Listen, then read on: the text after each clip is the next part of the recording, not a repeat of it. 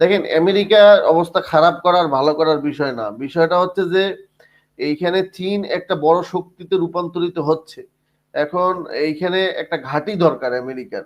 আমেরিকার একটা ঘাঁটি দরকার, চীন তো তারা ঘাঁটি দিবে না। আর মায়ানমার তো চীনের নিয়ন্ত্রণে, সুতরাং মায়ানমারেও ঘাঁটি পাচ্ছে না। এখন ভারতে তো কোনোভাবেই ঘাঁটি পাবে না, তারা সামরিক চুক্তি করবে কিন্তু ঘাঁটি তো কোনোদিন ভারত তাদেরকে দিবে না। এখন এইখানে সবচেয়ে দুর্বল গরিব রাষ্ট্র হচ্ছে বাংলাদেশ।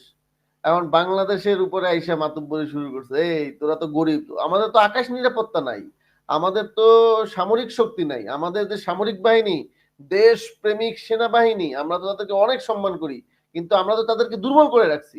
আমরা যখন ক্ষমতায় আসি নিজেদেরকে ক্ষমতায় রাখার জন্য তাদেরকে ব্যবহার করি, পুলিশকে ব্যবহার করি, বিজিবিকে ব্যবহার করি, মানে সেনাবাহিনীকে ব্যবহার করি, কিন্তু সেনাবাহিনীর সক্ষমতা বৃদ্ধি তো আমরা করি নাই। আমরা দেশ ছোট হতে পারি, কিন্তু আমরা কিন্তু সেনাবাহিনীকে ওইভাবে শক্তিশালী করিনি। এর জন্য আমাদের সেনাবাহিনী দেখেন না, সবার সাথে হাইসে হাইসে কথা বলে। আমেরিকার থেকে সৈন্য আসে, তাদের সাথে মহড়া করে। আপনারা তো দেখেছেন যে বাংলাদেশে আমেরিকা থেকে সৈন্যরা আসে, তাদের সাথেও মহড়া করে। পাকিস্তান থেকে সৈন্যরা আসে, তাদের সাথেও হাসি দিয়ে কথা বলে। ইন্ডিয়া থেকেও সৈন্যরা আসে, মানে তাদের সেনাপ্রধান, তাদের সেনা কর্মকর্তারা আসে, তাদের সাথেও হাসি দিয়ে কথা বলে।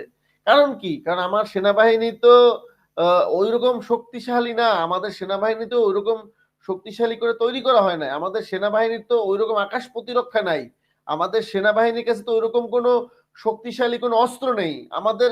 আপনি আশ্চর্য হবেন, এই যে উত্তরার যে মাইলস্টোনে যে বিমান বিধ্বস্ত হইল, কত পুরনো, কত পুরনো বিমান দিয়ে তারা প্র্যাকটিস করে, মানে চর্চা করে, বিমান শিখে, পাইলট শিখে। আমাদের তো কোনো অত্যাধুনিক কোনো কিছুই নেই, খালি জনগণের মাল দরিয়ামে ডাল, ক্ষমতায় আসো আর লুটপাট লুটপাট, বিদেশ সুইচ ব্যাংক ভইরা ফেলাইছে বাংলাদেশের মানুষেরা টাকায়। এরা জানে না যে কত টাকা পাচার করেছে। এদের ছেলে সন্তান স্ত্রী পুত্র এই টাকা খেয়ে জীবনে শেষ করতে পারবে না, এই টাকায় সুইচ ব্যাংকে পড়ে থাকবে, এবং এই সুইচ ব্যাংকে একসময় এই সম্পদ নিজের করে নিয়ে যাবে। আপনারা তো জানেন যে সুইচ ব্যাংক একটা নির্দিষ্ট মেয়াদের পর যদি এই টাকা কেউ না তুলে, সেই টাকা নিজের হয়ে যায়। কি দরকার দেশের টাকাগুলো বিদেশে পাঠাইয়া এই বিদেশকে আরো শক্তি, আমার দেশের ডলার চুরি করে নিয়ে আবার বিদেশিদের দিয়ে দেওয়া হচ্ছে।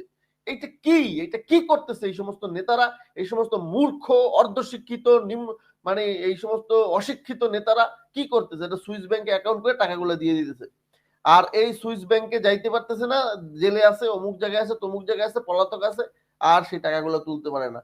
সুইচ ব্যাংকে কত কত টাকা সোনা রয়ে গেছে, যারা জীবনে তুলতে পারে, এগুলো সরকার হয়ে গেছে।